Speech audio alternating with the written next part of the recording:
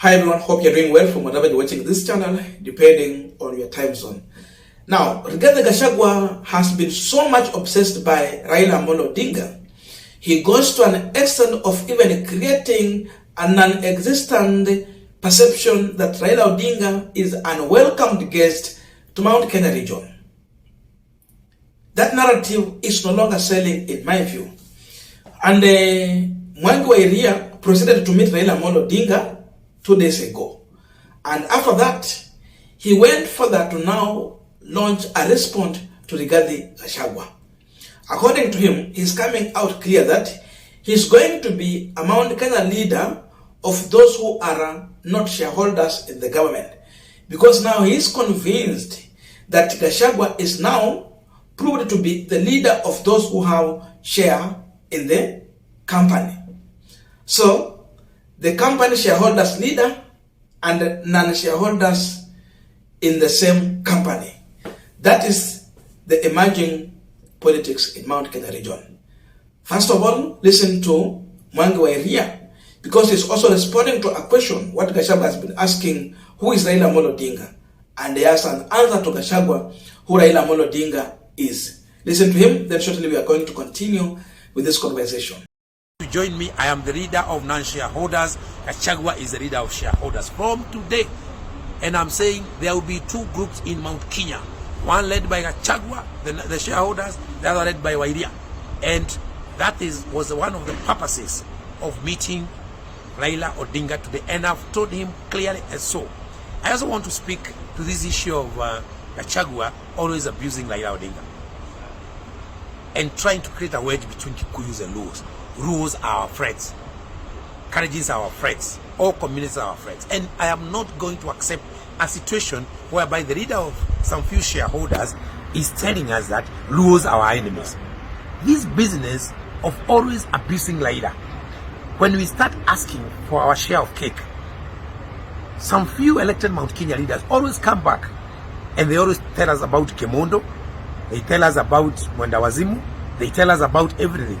Raila's age, he does not deserve to be abused by anybody. And I want to tell Gachagua very clearly. I'm very clear on this. And I know some few people there, you start replying. But on this one, I want people to listen to me. And I want now to speak to the people of Nyeri because they are my neighbors and they are our friends. President Kibaki, actually was literally installed by Raila Odinga. He's from Nyeri. Gachagua is asking us who is Raila Odinga. We need to reply to him that Raila Odinga is the person who installed his elder brother, the third president of the Republic, Mwai Kibaki, as the president of Kenya, if he doesn't know who Raila Odinga in this country. Gachagua, and I respect him, I have no issues with him, has been in parliament for one term. Then he needs to know the number of years that Mzee has been in politics for him to understand who Raila is. And I can tell you, the spirit of Mwai Kibaki must be turning in his grave now. Because somebody from his area is actually asking, who is Raila Odinga? Raila Odinga literally coronated Kibaki. And the people of Nyeri need to silence Gachagua and tell him he's actually going to bring a curse to Nyeri people and even to the entire Kikuyu community. You can do politics, you can say you not give subsidies, but I think we should remove personal politics. And I am telling you, there is a time I say that some of us will get a curse. There is no way Rigathi Gachagua can continue abusing Raila. If you listen to William Ruto, he doesn't abuse Raila per se. They are dueling. It's a political duel. But we cannot have somebody at his only job every day is to rally people to abuse a person. So, and I want to repeat once more, the spirit of Mwai Kibaki must be turning in his grave, listening to Gachagua, asking who Raila is. At least, you can fight with him politically, but don't ask who he is. Now, we are continuing with the final discussion, but just a quick request for those who are watching and you're not subscribed, please consider subscribing to our returning subscribers. I must say thank you so much. And again, to all our viewers, please give this video a thumbs up. Thank you so much, and back to this discussion. Now, the truth of the matter is that Gachagua had taken it this way, that the more the people in Mount Kenya region will be appointed in William Ruto's government, the more they become the owner of the government, and that will make Mount Kenya to celebrate.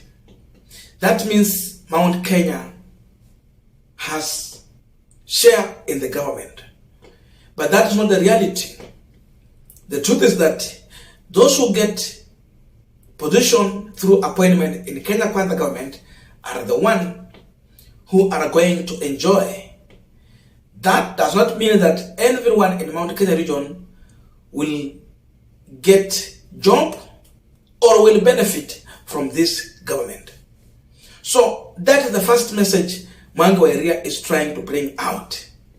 The perception that Gachagua is trying to create, Mwangi wa Iria is coming to destroy that perception by evidence. So it's coming out to enlighten Mount Kenya region to understand that they have no any share. They are not beneficiaries in this government. The only way they can benefit is if this government is going to lower down the cost of living.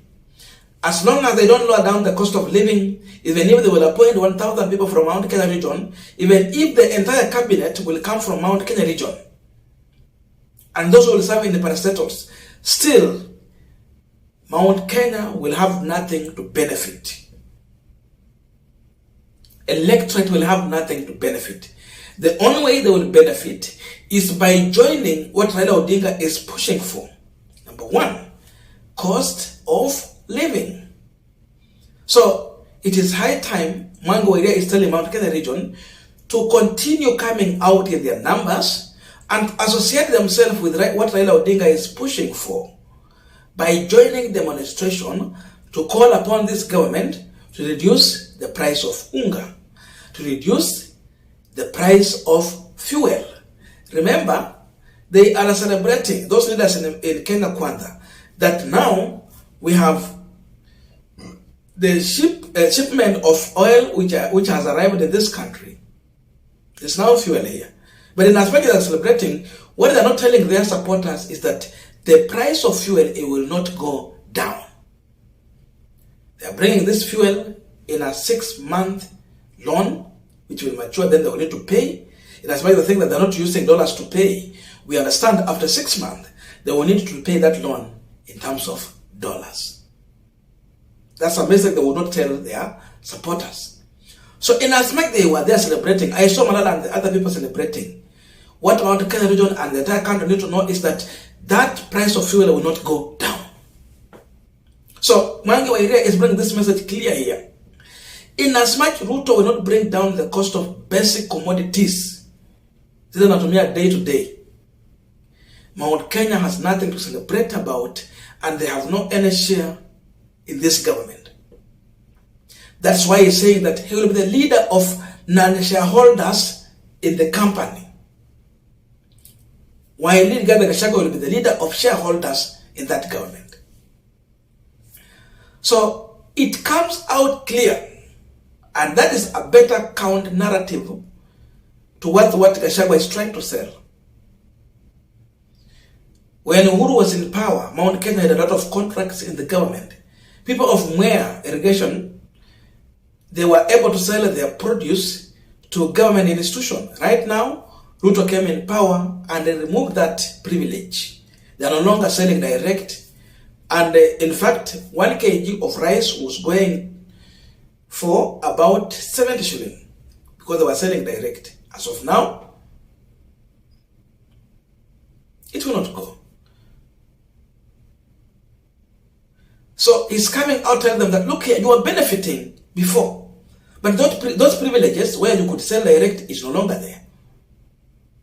So join me in my side and be part of this movement. Number two, the issue of referring to Raila Odinga, who is as a man who has no value in Mount Kenya region politics.